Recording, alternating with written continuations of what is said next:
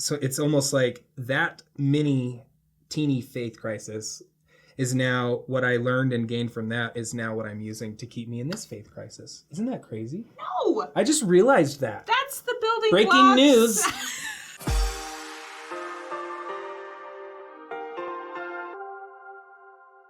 Hello and welcome to the Middle. I'm GANEL-LYN and I'm here with Jake, our camera guy. Jake, Yeah. do you want to tell me about your faith crisis? Yeah, it's really hard and talking about my feelings and Can you help me? Yes. Do you want to talk about your mental illness? Yeah. You really want to? Oh, I don't know. We decided that maybe this would make Jake more comfortable, right? Yeah. No. This is take two. Do I look really comfortable now? You don't look comfortable at all. This is take two, right? Okay. We're going to do full disclosure, right? This is take two of our conversation. Yeah. I'm going to try to be a lot better this time. So, Jake, we've already taped an episode talking about your faith crisis. Yeah. But you wanted to come back on the yellow couch and try it again. Yeah. Well, and it's good. I think it's important. I think it's part of the backstory. So we wanted our viewers to know that we're doing a second, what is it? A re-filming, re-recording. Yeah, because I think sometimes, we communicated about this and was it valuable to start the conversation over? And I said to you, especially with the topics we cover on the middle, that we're capturing someone's middle story at one point. But 6 months from now, that story is going to change. And I think especially with what you've learned in the process of going through your faith crisis, you have a launch of a podcast. Yeah. Do you want to tell our viewers? The Saints Unscripted podcast. Yeah, it's perfectly named. Yeah, right, I know. Oh, man. Maybe in a year we can find No, name. it's good. It's good. It's very general, right? Yeah, so, yeah, kind of, yeah. So we just, the first season's on faith crisis, and we're going to do many different seasons, right, about other topics. But right now we're doing faith crisis because I'm kind of going through one, and hopefully I can try to be transparent, as best as I can. It's hard. But yeah. We were talking before we started taping that like anything, but specifically faith becomes our identity. And it's so, especially in the faith that you and I identify with. Yeah. It is like infiltrates every part of our lives. It's our family relationships. It's our mental health. It's our physical health. It's our marriages. It's our parenting. Mm-hmm. And to go off of that is I was at least raised to think, okay, child of God, right? Everything I do in this life is to progress to become like God. And so when that's questioned, part of me thought, oh man, all those 27 years of just doing my best at achieving that goal someday or, in the next life. I don't even know if I believe that anymore, to some extent. So really take us back to, you were raised in the Church of Jesus Christ of Latter-day Saints, your family, you served a mission, you were married in the temple. Yeah. Did you always have kind of questions about your faith that you were like putting up on a shelf? Definitely. The proverbial shelf. Just put that on the shelf. Yeah. Just put that on the shelf. Definitely, yeah. Right. And I like to think of it as like a stack, right? Like, not Jumanji. What do you think? What's the game? Jenga. Oh, gosh. Jenga. Yeah, so I like to think of it like a stack, right? But like that, like the Jenga game where you like put things in maybe balanced. Yeah, maybe that is a really good analogy. I never thought of it that way. I just thought of this. In here. Do we have? I thought of it. No. Scrabble. Yes, we do. We have Jenga right there. Right here. Okay, so let's think of Jenga. This is my Jenga tower. It totally makes right here. It matches your outfit. Oh my gosh. Okay, now it's a huge mess. But yeah, this is my Jenga tower. Do you like it? You want to look at it? No, but... So it was all like perfectly balanced like this. I think so. And as things throughout life, you would pull things out. That's a really good analogy. But I always thought about it like a stack of papers, right? I don't know why. But I just felt I've always had questions. One question that I had when I was in my early 20s and maybe late teens for a few years was just feeling the Spirit in general and not feeling, I don't have Do you not want all your Bur- pieces? burning bosom. I don't feel like, have I even known the Book of Mormon's true? Do I even? And so that was a really hard thing for me to go through. And then luckily I worked through that and I figured out, how the Spirit talks to me. Yeah. Yeah, exactly. And luckily I came through that and I felt a little more comfortable with like how God talks to me and all that. And so that passed, and that stack, that Jenga set was still there. I never was really okay with a lot of stuff, right? But it was okay. Like, I still felt I had faith and felt that, the restored gospel is true and all that. And a lot of the restored doctrine is just really beautiful to me. And but, a few months ago, probably in the summer, before this taping, right? I felt like a few things just made that stack fall over. And it wasn't necessarily anything new that I learned or new that I came across or any realizations. But it was just a series of things that happened in that month and week that really just made the stack fall over. And now I'm not okay with any of those things. Mm-hmm. So now it's still a pile like this?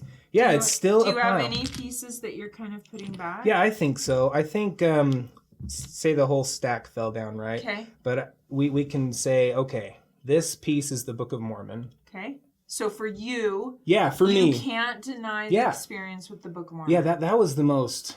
That was the craziest thing to me. Because it all falls down. And then it's like, oh, wait, but I still believe in the Book of Mormon. I can't deny that. I'm like, okay, a book is keeping me. But it was true. Just, the whole, another testament of Jesus Christ, it being brought forth, in these latter days, just really speaks to me, and it still does.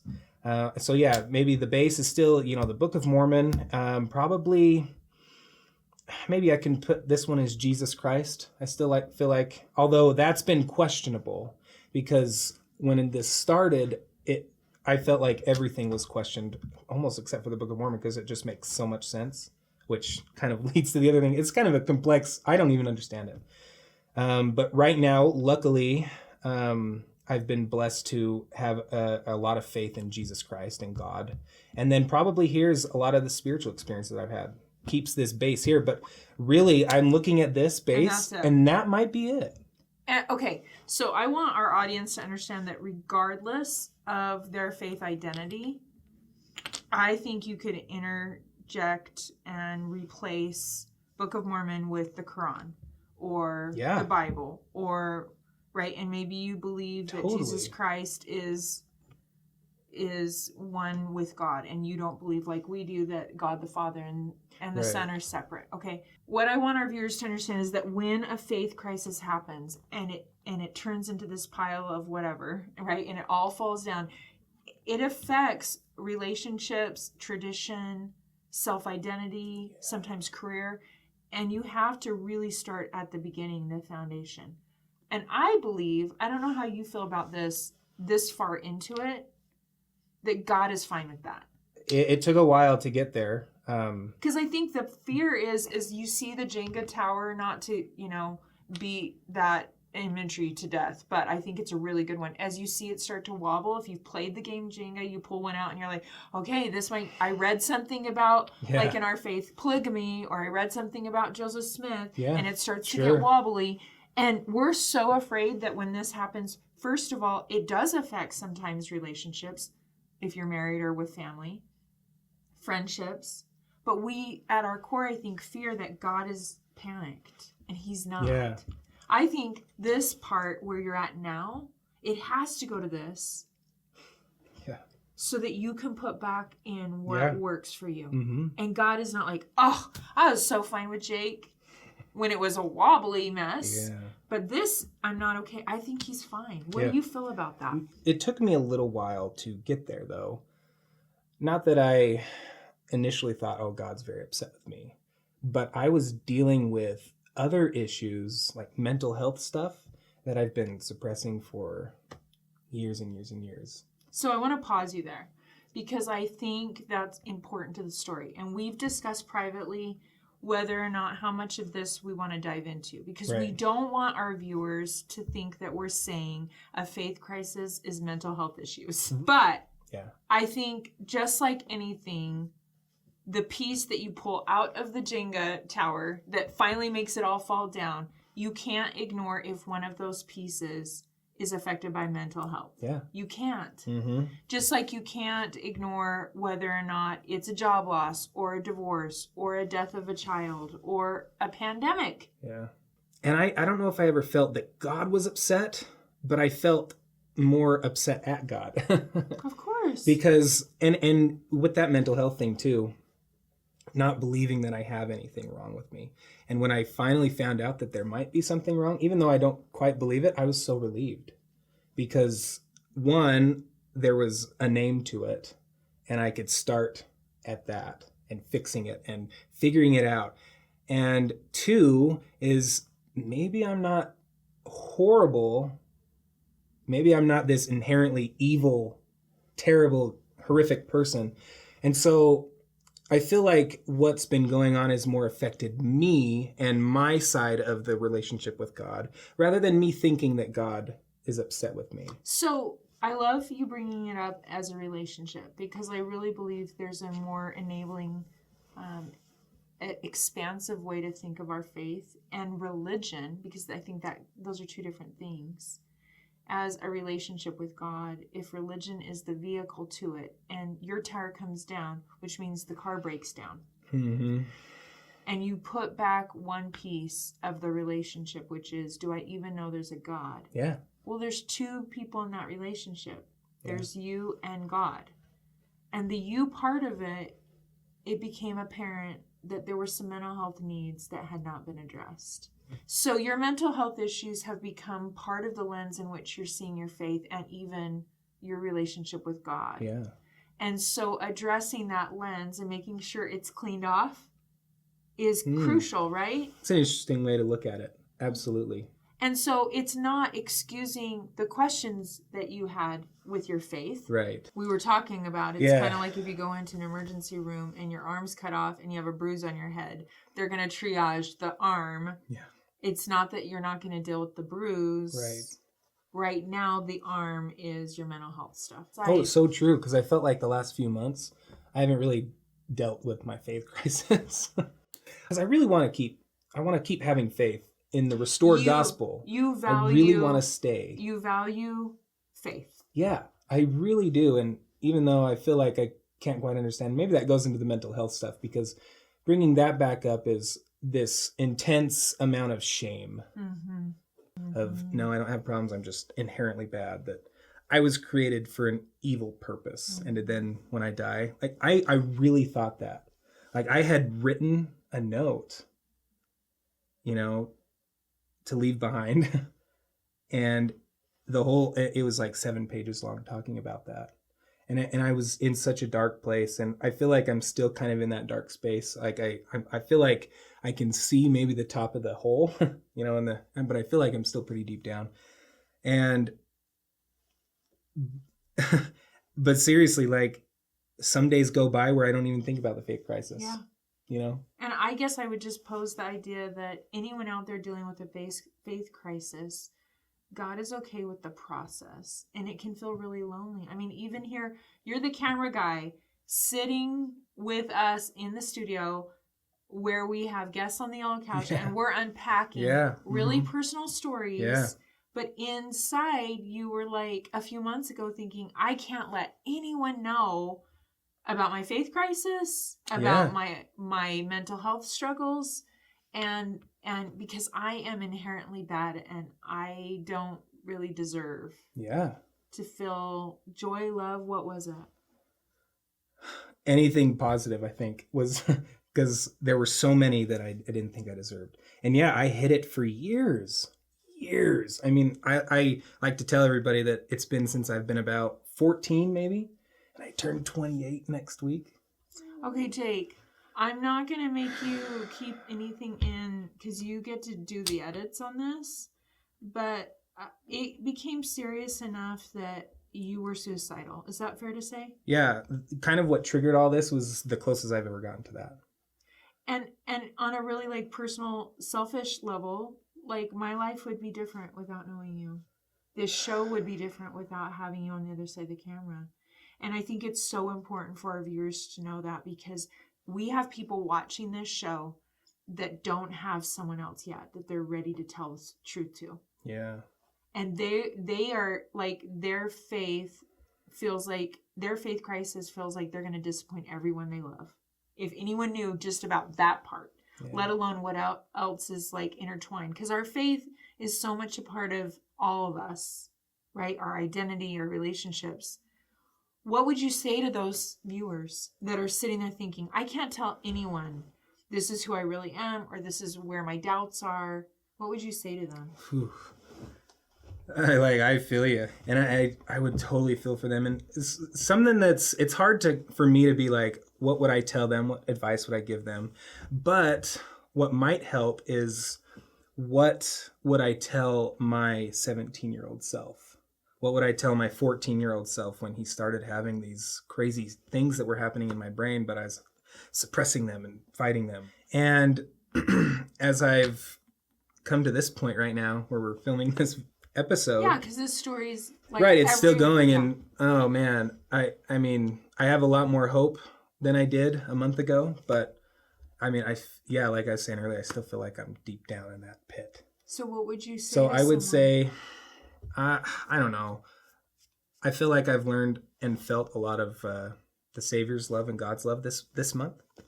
I feel like a lot of things have happened that are good and positive, as far as me trying to fix this, getting support from family and friends and from my wife.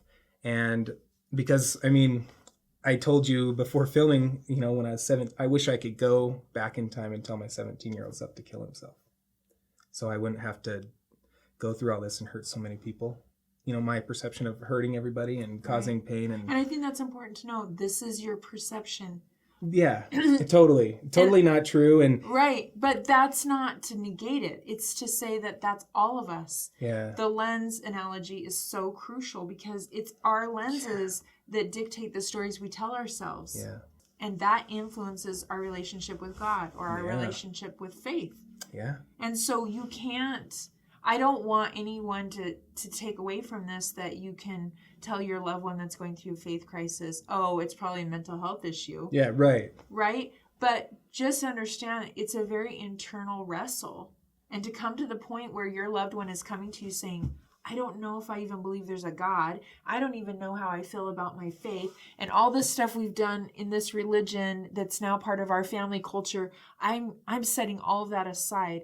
I think it's so crucial to see that God is not panicked.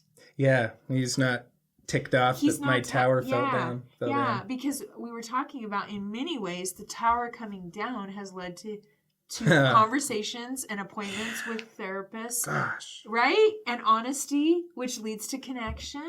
Really, that's true. And when you bring that up, that is what I wish I could tell my 17-year-old self. Okay, right there. Is that you will have these really crazy dark times. Oh man, I still get goosebumps and just get the chills thinking about, that one day just a couple months ago. And then it was like a week, and then it was like 2 weeks of just whew.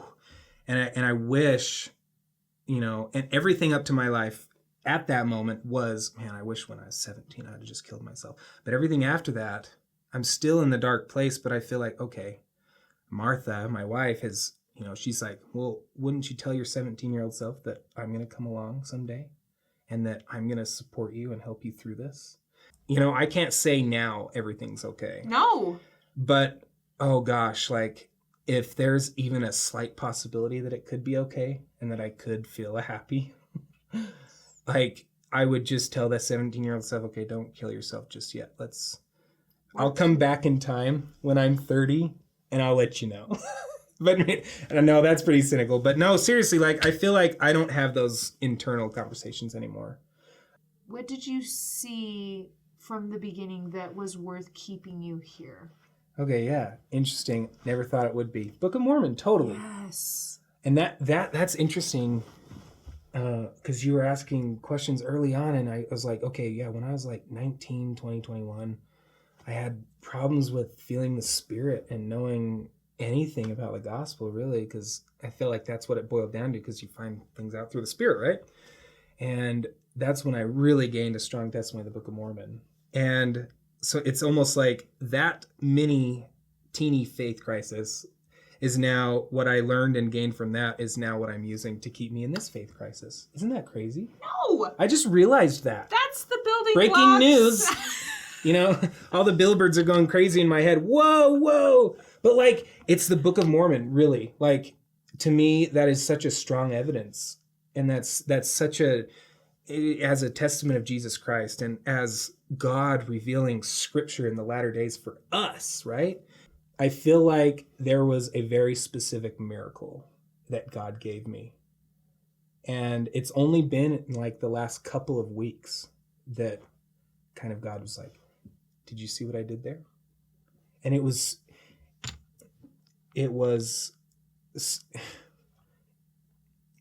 trying to explain my problems and coming forward and trying to fix them and trying to understand. I've just pleaded and begged Heavenly Father for him to soften people's hearts that are around me because I was just so scared. Yes. And that totally happened. That totally happened. Like, he made sure that you were... And it was so specific. I was so specific in my prayers. You were? And then I was answered extremely specifically. Like, in the instances that happened that showed me that answer, there was no doubt. It was so clear. It was so clear that I will never be able to deny that.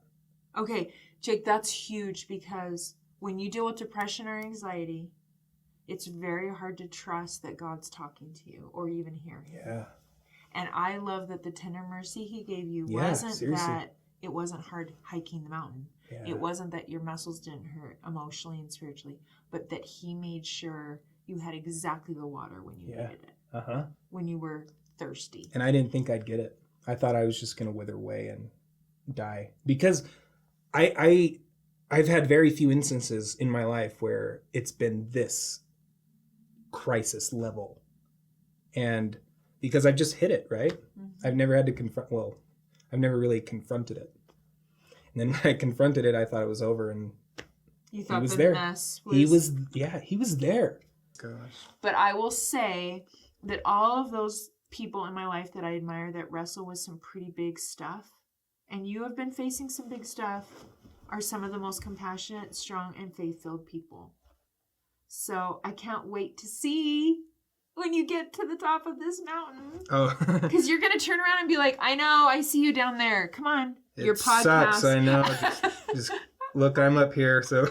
Your podcast is doing that, where people... I really hope so. Yeah, you're like, take the next step. That's why we do the middle, too, right? Yeah, and the middle has helped me secretly. I haven't told you, but I, secretly watched some episodes. And I'm like, okay, yeah, I need to watch some GANEL-LYN today. Oh, yeah, did I just tell you this for the first time? Yes. Oh, okay. I love that you shared... that your manna has been just enough to sustain you, right? Every day. Yeah. And that it's the people in your life. And it's hard to know what even it is. Just somehow. Every day. It's getting up every day and trying. Yeah, that's a good way to put it. Just trying. And asking, ambiguous, but... and asking for help, being willing to ask for help. Yeah. Because you're going to keep showing up and dealing with this. And I can't wait to hear what you're learning about your faith because you let the whole tower fall. Yeah. And you're putting the pieces back. Do you want to do the next one? Yeah. There you go. Thanks, brother. Nice. Thank you for joining us. I hope you'll share this, especially this episode, with someone that may be wrestling with their faith. It may not be our faith. It might be a totally different wrestle or question or concern or mental health issues. We've kind of touched on a few of those middles that come up when we move one piece of our life. Sometimes we have to address all the pieces, and it can be messy, but it can be beautiful. Look how cute our couch looks today. I know. It's so great. Yeah. Thanks for joining us here on The Metal. We'll see you again soon.